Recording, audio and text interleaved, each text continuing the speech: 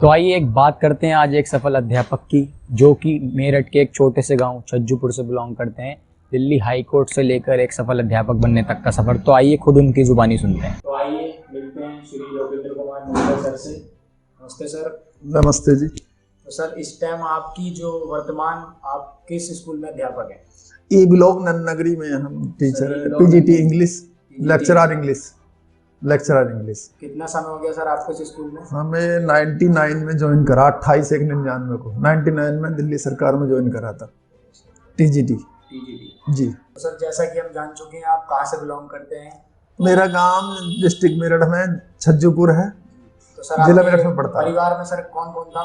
हमारे परिवार में हमारे पिताजी थे, मम्मी थी और 4 हम बहन थे और 3 भाई। 4 बहन। तो सर, आपके परिवार की आर्थिक स्थिति कैसे? हमारे परिवार की आर्थिक स्थिति बहुत बेकार थी। हमारे पिताजी अक्सर बीमार रहे थे, 4th क्लास में थे, वो नौकरी छोड़ दी थी बीमारी की वजह से। हमारी मम्मी ने हमें घास खोड़ के मजदूरी करके बहुत बुरे वक्त से गुजार के भैंस पालन करके तब हमें पढ़ाया। तो सर, आप अपने जीवन में खुद से क्या बनना चाहते थे, क्या सोचा था आपने, और आपको एक अध्यापक, एक टीचर बनने के लिए किसने प्रेरित किया, किसने रास्ता बताया? हम जो है जी, हमने बीएससी करी थी, एमएससी करी केमिस्ट्री से। हमारी प्लान तो ये थी कि हम एमबीबीएस करके डॉक्टर बने, पर घर के हालात इतने बढ़िया नहीं थे, उसलिए मजबूरी में बीएड करके भाई टीचिंग का ही ऑप्शन ले लिया कि हमारे यहाँ कोई ऐसा तो था नहीं कि हमें खर्चा देता पढ़ने को, मेहनत मजदूरी करके खुद पढ़े हैं। तो इसलिए हम ऑप्शन टीचर बनने का ले लिया। समाज सेवा भी होगी, इससे राष्ट्र निर्माण भी होता है, इससे बढ़िया कुछ नहीं है, कम पैसों में होगी। तो सर, आज आप एक सफल अध्यापक हैं। आज आप अपना पुराना वक्त देखते हैं, अपनी पुराने जीवन में सोचते होंगे कभी अकेले में बैठकर, आप तो कैसा महसूस करते हैं पिछले जीवन को लेकर? आज एक पिछला तो हमारा बहुत बेकार था, बहुत ऐसा था, कुछ था ही नहीं, हमारी बैकग्राउंड थी। आज उसमें तो बहुत फर्क। आज हमारे पास सब कुछ है, पैसा है, चाहे जो कर लो अपनी इच्छा। तो सर, आप अपना जीवन में आदर्श किसे मानते हो, किससे आपको प्रेरणा मिलती है, या कौन आपके आइडियल कौन है, ये बताइए। मैं अपना आइडियल बाबा साहब भीमराव अम्बेडकर जी को मानता हूँ। उन्होंने इतना संघर्ष करा, इतना करा, हद से ज्यादा। मतलब उनका पूरा जो संघर्ष है हमारे लिए नजीर है, पूरे हमारे दलित समाज के लिए। हाँ, बाबा साहब ने इतना संघर्ष करा। आज हमारा हम जो है, या हमारा वजूद है, या जिस स्टेज में हम हैं, आज बाबा साहब की वजह से, बनना तो हम कहीं कुछ और ही होते। तो उस महान शख्स के लिए मैं तहे दिल से सलाम करता हूँ, सजदे करता हूँ। उनकी वजह से आज हम यहाँ है, तो सबसे आदर्श। और उनका जो हर एक जो स्टेप है, या हर दिन जो संघर्ष करा, वो एक संघर्ष ही है। जो भी काम करा वो एक संघर्ष, एक नजीर है समाज के लिए। आज हमारा जो समाज उठ रहा है, जो भी चल रहा है, शासन प्रशासन, या ये समझ लो आपका जो कहते हैं हमारा जो कॉन्स्टिट्यूशन है, मतलब A to Z जो चल रहा है, वो सब उसी वजह से चल रहा है। बनना तो हमारी तो कुछ और ही बात होती। हमारे जो दलित समाज वो ऐसे होता जैसा सन 47 से पहले था। वही दबा कुचला, ना एजुकेशन का अधिकार, ना महिलाओं का अधिकार, ना कुछ। उस आदमी की वजह से हमें एजुकेशन मिल रही, अधिकार मिल रहे। आज हम सिर से आंख से आंख मिला के बात कर रहे हैं, या हमारा वजूद है, नौकरी, सब उस शख्स की वजह से। यानी हमें SC ST OBC पूरे समाज के लिए एक नजीर है उस आदमी की। वो काम जो आदमी ना लड़ाई से करा, ना कुछ करा, मतलब ना तलवारों से, अपनी कलम से कर गया। ना क्रांति भाई, ना जहाँ आज ये लूट रहे कि भाई इसको करो, वो करो, तलवार से इतने आदमी घायल हो गए, वो नहीं, अपनी कलम से पूरा इतिहास बदल दिया, लोगों की किस्मत बदल दी, और हजारों साल का इतिहास बदल दिया। तो वो मेरे तो आदर्श हैं डॉक्टर भीमराव बाबा साहब। सर, मैं बिल्कुल आपकी बात से सहमत हूँ। आज सर, जब आप अपने पिछले जीवन को याद करते हैं, पिछली जिंदगी के बारे में सोचते हैं, तो कैसा महसूस होता है, कैसा लगता है? पिछला जीवन तो हमारा संघर्ष वाला था, वही पढ़ाई लिखाई, बस उससे क्या मेहनत मजदूरी करके पढ़ लिए। आज कुछ बात हो रही, नौकरी लगी, जॉब लग गया बाबा साहब की वजह से, ये है। तो उस पिछले में आज में तो बहुत फर्क है। तो सर, आप पिछले जीवन की हम बात कर रहे हैं, तो उस मतलब बचपन में, या जब आप पढ़ाई स्टार्ट करी, तो आपका फेवरेट सब्जेक्ट, मतलब किस विषय में आपकी जो है रुचि ज्यादा थी? मेरे फेवरेट सब्जेक्ट था एक तो बायोलॉजी और केमिस्ट्री। बायोलॉजी केमिस्ट्री मेरे बहुत अच्छे सब्जेक्ट थे। यानी कि साइंस जो है आपका फेवरेट विषय? साइंस से हमने बीएससी करी, एमएससी केमिस्ट्री से करी। तो सर, जब आपने बीएससी करी तो आप एक डॉक्टर भी बन सकते थे? डॉक्टर इसलिए नहीं बने, हमारे घर की बैकग्राउंड और वो साधन नहीं थे। हमारी में मजदूरी करती थी, हॉस्टल में रहना, वहाँ बाहर जाना, वो एडजस्ट मतलब नहीं हो पाता, ये था जी। कि आपकी प्राथमिक शिक्षा कहाँ से हुई, और आप अपने बचपन में, शुरुआती बचपन में जब पढ़ाई स्टार्ट करी, पढ़ाई में कैसे थे आप? हमारी जो प्राइमरी एजुकेशन हमारा गांव के पास ग्राम डिमोली है, जानी ब्लॉक में पड़ता है, जिला मेरठ में। तो वहाँ प्राइमरी स्कूल में हमारी एजुकेशन हुई।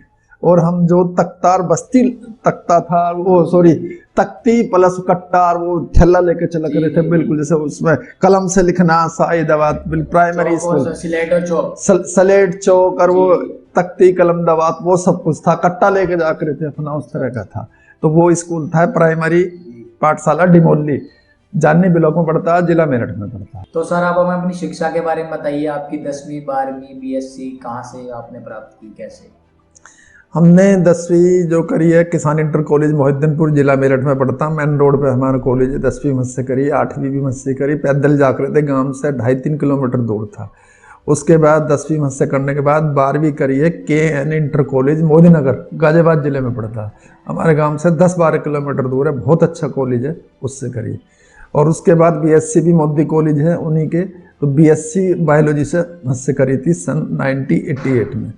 उसके बाद हमने 90 में MSc करी मेरठ कॉलेज मेरठ से। और उसके बाद हमने LLB करी थी, वो भी मेरठ कॉलेज से करी है। और उसके बाद 94 के करीब हमने B.Ed करी थी, वो माछरा कॉलेज से करी, CCS यूनिवर्सिटी, चौधरी चरण सिंह यूनिवर्सिटी से। मतलब 90 में MSc होगी, LLB करी और B.Ed भी करी 93-94 में, 1 साल का ब्रेक थे। तो सर आप जैसा कि हम जान चुके हैं आपके पास इतनी सारी डिग्रियां हैं जिसके पीछे आपका बहुत संघर्ष है। तो सर उन दिनों, आजकल तो सर हमारे पास, मैं अपने दौर की बात करता हूँ तो बहुत सी सुविधाएं हैं सर, हमारे पास इंटरनेट है, फ़ोन है, जाने के लिए गाड़ियाँ हैं, चलने के लिए साधन है। आपके टाइम पे तो सर ना बिजली हुआ करती थी, ना ही इंटरनेट या मोबाइल फ़ोन्स थे। तो सर आपने कैसे पढ़ाई किया करते थे आप, कैसे आपने इतनी मेहनत करी? हमारे यहाँ तो ना बिजली थी ना पंखा था, लैंप से पढ़ते थे। MSc तक हमने सब कुछ लैंप से करा, बिजली थी नहीं, ना रेडियो, ना टीवी, ना नेट का तो कोई मतलब ही नहीं। लैंप साफ करा, मिट्टी का तेल डाला, उससे पढ़ाई करते थे, ये था। कभी बिजली की हमारे यहाँ कोई सुविधा नहीं थी, ना रेडियो तक, इवन रेडियो भी हमारे घर में नहीं थी। मोबाइल तो बहुत दूर की चीज़ थी, तब रेडियो भी नहीं थी।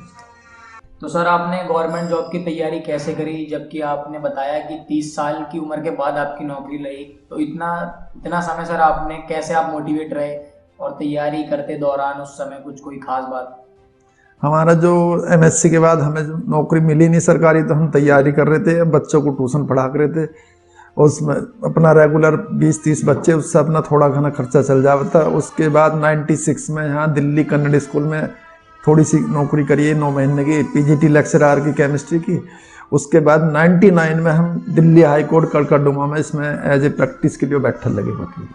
तो अपना ट्यूशन पढ़ा रहे थे, उससे खर्चा चल जाता था और तैयारी करते रह रहे थे। तो यहाँ कोर्ट में 99 में हम बैठ गए थे, मतलब उसमें लगा लो 98 में 98 में बैठ गए थे। और 96 में वहाँ कन्नड़ स्कूल में एज ए लेक्चरर की नौकरी करी थी केमिस्ट्री। जिंदगी में होते हैं, आपकी लाइफ में भी कुछ आपके खास दोस्त रहे होंगे जिन्होंने आपका साथ दिया होगा, जो आज आपके साथ नहीं है। तो आपके कोई दोस्त बताना चाहेंगे? हमारे दोस्त जो सबसे जो अजीज प्रिय, जिसके हम प्राइमरी से साथ थे, मनोज कुमार जी हैं, आपके BB लोकमंद नगरी में वो टीचर थे, अब लेक्चरर हो गए सोशियोलॉजी के। हम प्राइमरी से साथ पढ़े, हर पल साथ दिया उन्होंने, हर तरह से साथ दिया, मतलब खाना पीना, उठना बैठना, ये वो, कॉलेज जाना, ये सब कुछ। अगर कभी फिल्म भी गई तो मोस्टली उन्हीं के साथ देखी। तो ये हमारे सबसे प्रिय दोस्त थे। और बाकी रोहतास दीवान जी थे हमारे, रमेश चंद थे जो यहाँ रोडवेज में हैं गाजियाबाद, और दीवान जी हमारे जो रोहतास जी वो दिल्ली में हैं। तो ऐसी 2-4 दोस्त होते भी थे। मनोज कुमार जी बहुत खास थे, जो हम प्राइमरी से साथ थे। और बाकी रमेश जी थे, वो यहाँ गाजियाबाद हैं, रोडवेज में B ग्रेड के अफसर हैं। और दीवान जी हमारे रोहतास जी यहाँ इसमें हैं। हम 3-4 दोस्त थे, अपना पढ़ाई लिखाई करी, यही। तो सर आप गांव से बिलोंग करते हैं जैसा कि हमने जाना, तो वहाँ तो सर रिश्तेदारी और रिश्ते बहुत अजीज होते हैं, बहुत खास होते हैं। आप दिल्ली आए, शहर आए, तो यहाँ पर तो सर इतना नहीं हो पाता है, लोग भी कभी कभी साल 6 महीने मिलते हैं।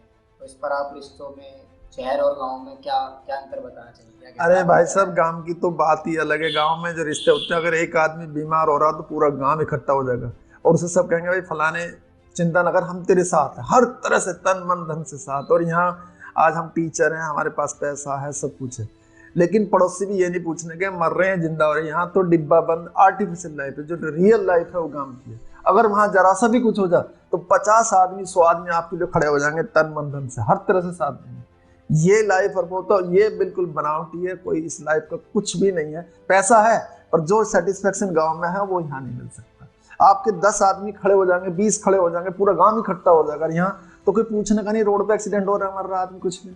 यहाँ तो इंसानियत मेरे हिसाब से तो है ही नहीं शहरों में। तो अपनी भाग दौड़ की जिंदगी पता नहीं कहाँ जा रहे, सुकून सेटिस्फेक्शन नहीं है, चाहे 1 लाख कमा रहे या 10 करोड़ कमा रहे, सब देखा। और गांव में 2 रोटी नमक की खाने के बाद सुकून है, तो उस लाइफ में सुकून है, भले ही पैसा कम हो, प्यार है, मोहब्बत है, सब चीज है। वो चीज यहाँ ना प्यार है ना है भी, प्यार भी तो वो भी बेकार, स्वार्थ का है। वहाँ हर चीज है गांव के अंदर। और पोल्यूशन वाली बात करो तो वहाँ तो सब चीज बढ़िया, नमक की रोटी पानी खा लो वही बढ़िया। और यहाँ तो हवा भी सब प्रदूषित हो रही है। मतलब जो प्यार मोहब्बत जो चीज गांव में है वो आज भी शहर में नहीं है।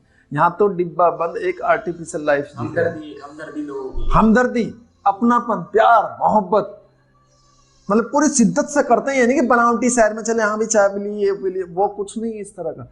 आपके साथ तन मन धन पूरी शिद्दत से खड़े हो जाएंगे लोग, फलाने भाई, ये भाई साहब ऐसा, हम तेरे साथ हैं, किसी भी तरह की टेंशन ना लियो। किसी की लड़की की शादी ना हो, पूरा गांव शादी करा देगा। किसी का बच्चा ना पढ़ रहा हो, कोई किताब नहीं है, पूरा गांव खड़ा हो जाएगा। कोई बीमार है तो उसे ब्लड देने वाले 50 खड़े हो जाएंगे। हर तरह से उसे सपोर्ट मिलती है, तन मन धन से सपोर्ट। तो वो समाज बढ़िया, ये समाज बढ़िया। ये तो टोटल आर्टिफिशियल है। पैसा है यहाँ, सेटिस्फेक्शन गांव में है, प्यार गांव में है, मोहब्बत गांव में, और एक ऊंच नीच छोटा बड़ा भी, वो भी चीज इतनी गांव में नहीं जितनी शहरों में। तो कुल मिला के मेरे हिसाब से तो लाइफ जो है, रियल लाइफ जो है वो गांव की है। और वही गांव में असली भारत है। 70% जो भारत के जो रहता है वो गांव में रहता है। यहाँ तो डिब्बा बंद आर्टिफिशियल लाइफ है, इन्हें गांव के बारे में कुछ पता शायद है ही नहीं। तो सर आज आप एक सफल अध्यापक हैं, अच्छा खासा जीवन व्यतीत करते हैं, अपनी ज़रूरतें पूरी करते हैं। आज आपके पास सब है, इज्जत है एक अध्यापक की जैसे सर होनी चाहिए। तो आपको सर कैसा लगता है, और आप अपना लाइफस्टाइल, आपके जीवन, कितने बजे आप सुबह उठते हैं, कब स्कूल जाते हैं, कैसे जीवन अपना व्यतीत करते हैं, कुछ बताइए इस बारे में। मेरी लाइफ स्टाइल ये है, मैं सुबह लगभग 4:30-5 बजे उठ जाता हूँ और थोड़ा सा अपना योगा करा या पार्क चले गए, 1 घंटा 2 घंटा वो कर लिया। और उसके बाद सही शाम को 9:30-10 बजे तक पॉजिटिवली सो जाता हूँ। बाहर का खाना बिल्कुल मैं खाना पसंद नहीं करता, क्योंकि इसमें मेरा बीपी थोड़ा सा हाई रहे, तो बाहर का बिल्कुल अवॉइड करता हूँ। जहाँ तक फास्ट फूड की बात है बिल्कुल नहीं खाता हूँ। तो अपना योगा करा, घूम लिए, बाकी फिर 12:30 बजे करीब स्कूल चले गए, सीधे अपने घर। ये जी मेरी रूटीन की लाइफ है, ये है। और मोस्टली मैं अपना घर का ही खाना खाता हूँ। तो सर जैसा कि अभी आपने हमें बताया कि आप अपना आइडियल, अपना आदर्श डॉक्टर भीमराव अम्बेडकर साहब को मानते हैं, जो कि उन्हें पूरी दुनिया जानती है। आज हमारा कॉन्स्टिट्यूशन उनकी देन है। हमारे जो अधिकार हैं, आज लोग सफ़र कर रहे हैं, नौकरी कर रहे हैं, यहाँ तक कि महिलाएं आज अपना जीवन अच्छी तरह से व्यतीत कर रही हैं, अपने पैरों पर खड़ी हैं, जो कि सारा श्रेय डॉक्टर भीमराव अम्बेडकर को जाता है। उन्होंने हमारे समाज को, हमारे हिंदुस्तान को इतना सब कुछ दिया। तो सर आप अपनी तरफ से सर किस तरीके से एक समाज सेवा करते हैं, आप क्या अपने लोगों को भेंट करते हैं आप? मेरा जो लाइफ में है, जहाँ भी मुझे लग रहा कि हमारे समाज के साथ या जो भी साथ जाति हो रही है, अन्याय हो रहा है, उसके खिलाफ में हमेशा 15, 20, 30 चिट्ठी किसी के भी नाम कैसे भी लिख के किसी के भी थ्रू ऊपर तक डालता हूँ और उन्हें वो मिलता है, जस्टिस मिलता है। कहीं भी कुछ लग रहा है मुझे कि हमारे समाज के खिलाफ ये हो रहा तो लिखना चाहिए, मैं कलम से वो लिखता हूँ। और वो बात ऊपर शासन, प्रशासन, प्रधानमंत्री तक किसी भी माध्यम से मैं पहुँचाता रहता। मैं अपनी नैतिक जिम्मेदारी समझता हूँ भी जिस समाज से हमारे उनके साथ कोई जाति ना हो, उनकी आवाज़ बन के हम हद तक उठाता रहता हूँ रेगुलर। और मैं सिंगल ऐसा आदमी जो मोस्टली इतना लिखता हूँ कि 15-20 चिट्ठी या रजिस्ट्री हमेशा कहीं ना कहीं किसी के माध्यम से मैं पहुँचवाता रहता हूँ। ये मेरा अपना पर्सनल है, मुझे शौक भी है कि कहीं किसी आदमी के साथ जाति ना हो किसी तरह की, उनकी आवाज़ शासन प्रशासन तक पहुँचा दो। हम टीचर हैं वो अलग बात है, हम समाज को कम से कम इतना दे सकें, कोई आदमी है तो उसकी आवाज़ हद तक पहुँचा दो, उसे उसका वो अधिकार मिल जाए। यही हमने बाबा साहब से सीखा कि संघर्ष करो, और संघर्ष तब होगा जब हमारी आवाज़ ऊपर तक जाएगी, हम इकट्ठे हों। और न्याय भी जब ही मिलेगा जब उसके लिए आवाज़ उठाएंगे। न्याय मिलेगा ही नहीं जब हम आवाज़ नहीं उठाएंगे। और आवाज़ उठाने वाला तो पढ़ा लिखा आदमी हो, तो हम उनकी आवाज़ मिलकर, जो अनपढ़ आदमी या कोई भी हमारे समाज के दबे कुचले कैसे भी आदमी, उनकी आवाज़ बनकर हम हद तक उठाते रहते हैं। या जहाँ भी किसी तरह का भेदभाव हो रहा, कुछ जाति हो रही है, तो उसकी आवाज़ ऊपर तक शासन प्रशासन में हमारे सभी भाइयों को उठानी चाहिए। मैं तो रेगुलर उठाता हूँ किसी भी मुद्दे पर, कैसे भी अगर जहाँ लग रहा है कि यहाँ इनजस्टिस हो रहा है या इनके संवैधानिक अधिकार नहीं मिल रहे, उसकी आवाज़ शासन प्रशासन तक हर आदमी को मैं तो पहुँचा ही रहा हूँ, पहुँचानी चाहिए। तब जाकर मैं समझता हूँ बाबा साहब का सपना सफल होगा। और ये हर आदमी को संघर्ष करना चाहिए, ऊपर तक हमारी जो आवाज़ जानी चाहिए कि भाई हमारे अधिकार हम मांगने से नहीं मिलते, छीनने पड़ते हैं। वो हमारे जो संवैधानिक लीगल अधिकार है वो मिलने चाहिए। तो सर जैसा कि मुझे पता है कि आपको लिखना बहुत पसंद है, आप अपने खाली समय में सर क्या करते हो? आपको लिखना पसंद है, आपको पढ़ना पसंद है, पढ़ते हो आप? कौन सी किताब पढ़ते हो? कैसे आप अपना खाली समय निकालते हो? क्या आपको पसंद है? हॉबीज क्या है आपकी एक तरीके से? मेरी हॉबीज का मतलब ये सुबह गई जो मेरे पास टाइम बचता मैं या तो अखबार पढ़ता हूँ, मोस्टली टीवी की न्यूज़ सुनता हूँ लेटेस्ट, और बाकी पॉलिटिकल जितनी खबर है वो पढ़ता हूँ। इससे ज़्यादा मैं मतलब अपने स्कूल में जाकर वैसा कुछ पढ़ लिया जो बच्चों वाला है, और मोस्टली घर तो मैं अखबार पढ़ता हूँ या टीवी की न्यूज़ देख ली, और बाकी उसके बारे में लिखता हूँ जो भी जाती हो रही है उसके समाज के हित के लिए चिट्ठी लिखता रहता हूँ।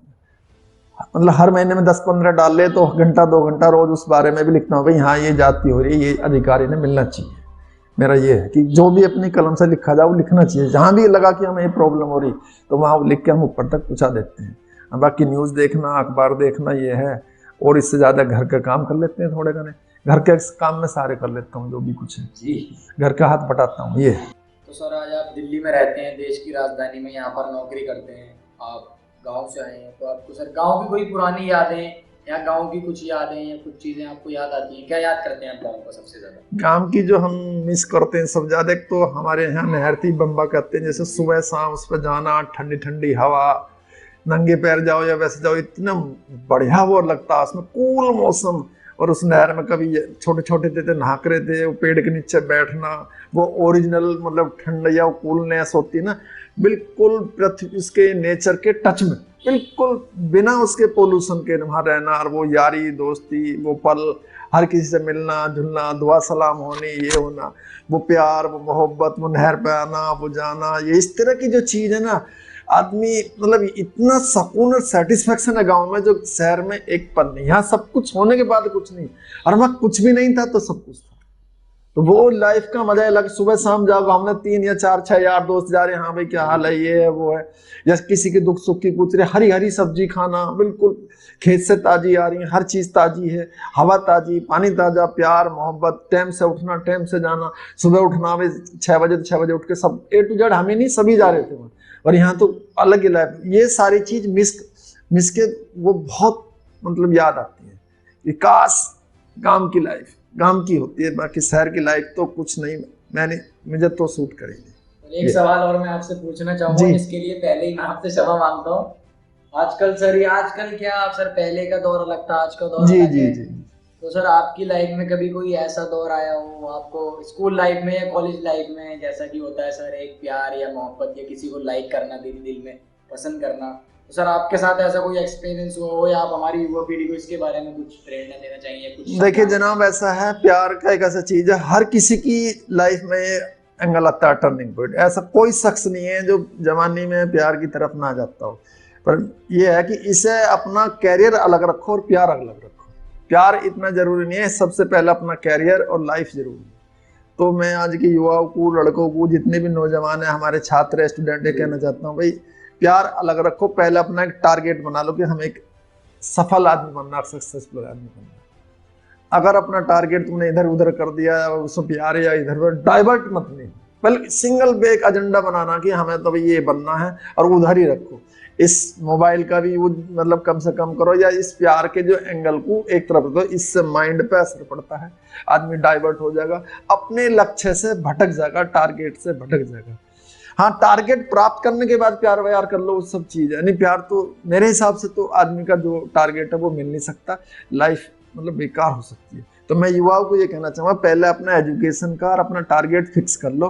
प्यार ये बाद की चीज है, सबसे पहले कैरियर है, क्योंकि समाज भी आपसे अपेक्षा करता है और हमारे माँ बाप भी अपेक्षा करते हैं। हर माँ बाप अपने बच्चे से करता है भी पढ़ लिख के कोई अच्छा आदमी बन जाए, जो भी उसे बनना, इंजीनियर, डॉक्टर, या जो भी बच्चा चाहता है। तो ये प्यार वाला एंगल अलग रखना चाहिए। अगर सफल आदमी बनना है तो सबसे पहले उसका अपना कठिन परिश्रम में हार्ड वर्क करके उसे वहां अपने टारगेट को लेना। भी जो भी एजुकेशन लेनी, डॉक्टर, इंजीनियर, जो भी बनना, टीचर या वकील, या जो भी प्रोफेशनल जो भी करना, तो प्यार का एंगल अलग रखना पड़ेगा। ये पर्सनल होता है, बिल्कुल अलग, और वो भी कामयाबी के बाद प्यार के बारे में मेरे हिसाब से सोचना चाहिए, वरना तो आदमी डाइवर्ट हो जाएगा, मुड़ जाएगा, बेकार। तो सर एज अ टीचर, जैसा कि आप जानते ही होंगे, बच्चों को पढ़ाते हैं, तरह तरह के बच्चों से मिलते हैं, जो अच्छे भी होते हैं या मीडियम होते हैं या बेकार भी होते हैं। तो बहुत से सर बच्चे आजकल पढ़ाई को लेकर, युवा इतना सीरियस नहीं है, इतना नहीं लेते हैं, हो जाएगा, पढ़ लेंगे, ठीक है, आज नहीं, चलो शाम को पढ़ लेंगे। तो युवा पीढ़ी को आप पढ़ाई को लेकर क्या कहना चाहेंगे जिससे उनके अंदर एक जागरूकता हो, एक मोटिवेट हो वो? आपके कुछ उनके लिए कुछ कहना चाहेंगे? मैं अपने युवाओं को, जो आज के हमारे नौजवान छात्र हैं, उन्हें ये कहना चाहता हूँ कि बिना एजुकेशन समाज में तरक्की नहीं हो सकती। आपको पढ़ना पड़ेगा और पढ़ने के लिए कुछ खोना पड़ेगा, मतलब पाने के लिए कुछ खोना पड़ेगा। रात दिन एजुकेशन के बिना हमारे जो युवा पीढ़ी का भविष्य कुछ भी नहीं है। बिना एजुकेशन कुछ नहीं कर सकते। अपना दिमाग जो डाइवर्ट ना करके सिर्फ एक जगह लगाओ, टारगेट बना के भी हमें ये बनना। अपना टारगेट चूज करो कि कुछ भी बनना हो, और उसके बावजूद उसमें हार्ड वो करो जितना भी करना, तो उसके बाद ही अपना सफल आदमी बन सकता है। ये नहीं कि इधर कहीं प्यार में या कहीं मोबाइल में या इधर उधर उल्टी सीधी बातों में डाइवर्ट करो। ऐसा डाइवर्ट नहीं होना चाहिए। और इसके लिए जनाब मैं एक शेर बताता हूँ, जो मंजिल की शुरुआत करते हैं वही मंजिल को पार करते हैं, और जो लीक से अलग हटकर चलते हैं उन्हीं के इतिहास बनते हैं। बहुत बढ़िया। और एक और बताता हूँ, सपने उनके साकार होते हैं जिनके इरादों में जान होती है। और दोस्तों, पंखों से क्या होता है? हौसलों से उड़ाना। तो मैं अपनी युवा पीढ़ी को बार बार ये कहना चाहता हूँ कि भाई अपना टारगेट बना लो। दुनिया की कोई ताकत तुम्हें नहीं रोक सकती। अगर तुमने बनना चाह लिया कि मुझे प्रधानमंत्री बनना, डॉक्टर बनना, इंजीनियर बनना, पूरी ताकत लगा दो, कोई दुनिया की ताकत तुम्हें रोक नहीं सकती। वो शाहरुख खान वाली बात है ना कि पूरी कायनात तुम्हारे साथ हो जाएगी। अगर तुमने ठान लिया कि मुझे डॉक्टर बनना, तो पूरा समाज भी खड़ा हो सकता है आपके लिए। आप बनकर आओगे या पीएम बनना, सीएम बनना। तो मैं सबसे कहना चाह रहा हूँ, हमारी युवा पीढ़ी है, यही हमें बाबा साहब अम्बेडकर साहब ने सिखाया। अगर तुम संघर्ष कर रहे हो तो पूरी दुनिया तुम्हारे साथ हो जाएगी। अकेले चलो ये कोई नहीं, गांधी जी भी अकेले थे और भी बाबा साहब भी अकेले थे। अकेलों ने इतिहास बनाया, यानी कि भाई हमारे पीछे 10 चले। अब तुम ठान लो कि हमें बनना, तो कोई दुनिया की ताकत रोक नहीं सकती। हमारी तो मजबूरी है कि हमारी तो गवर्नमेंट जॉब, इससे ज्यादा हम कुछ कर नहीं सकते। बाकी तो एक आदमी पूरी दुनिया बदल सकता है। बाबा साहब ने बदल दी, और जितने भी विश्व के महान हुए, सिंगल आदमी ने पूरी दुनिया बदल दी, इतिहास बदल दिया उन्होंने। भीड़ तो बाद में खुद, अगर आप उस पर ऊपर पहुंच गए तो भीड़ तो खुद आ जाएगी। तो शुरुआत तो करो जनाब। आप जैसे लोगों का तो रास्ते भी इंतजार करते हैं, ये है। और इतिहास उन्हीं से बनते हैं जो लीक से अलग हटकर चलते हैं। कुछ पाने के लिए कुछ खोना पड़ेगा, और कोशिश करने वालों को बिल्कुल भी मैं समझता हूँ हार नहीं होती। और हमारी युवा पीढ़ी को तो टारगेट बना के चलना चाहिए। भाई हाँ, मैं कुछ करना, अपने माँ बाप का नाम रोशन करना, अपने समाज को भी देना, पे बैक टू सोसाइटी भी देना चाहिए। जिस समाज से हमारे दबे कुचले से, उसके लिए भी देना चाहिए, उसके लिए भी संघर्ष करना चाहिए। ये भी हमारी जिम्मेदारी बनती है। माँ बाप के प्रति भी जिम्मेदारी है, एक जो हमारे रिश्तेदार हैं और सोसाइटी, उसके प्रति भी जिम्मेदारी, मतलब हर तरह की हमारी रेस्पॉन्सिबिलिटी है, वो सारी हमारे ऊपर डिपेंड है। सर बहुत बहुत धन्यवाद आपका, आपने आज का दिन हमें अपना कीमती समय दिया, हमारे नहीं, चैनल आपका पे शुक्रिया आने के लिए दिया। तहे दिल से हम आपका शुक्रिया अदा करते हैं। और एक ये सर आपको छोटी सी भेंट हमारी तरफ से। नहीं, आपका सबका शुक्रिया, पूरी टीम का मैं शुक्रिया अदा करता हूँ। आपने जो अपना समय निकाला, से स्वीकार कीजिए। एक सर छोटी सी चीज और हम आपको सर सम्मानित करना चाहेंगे इससे। बहुत बहुत धन्यवाद सर आपका। धन्यवाद।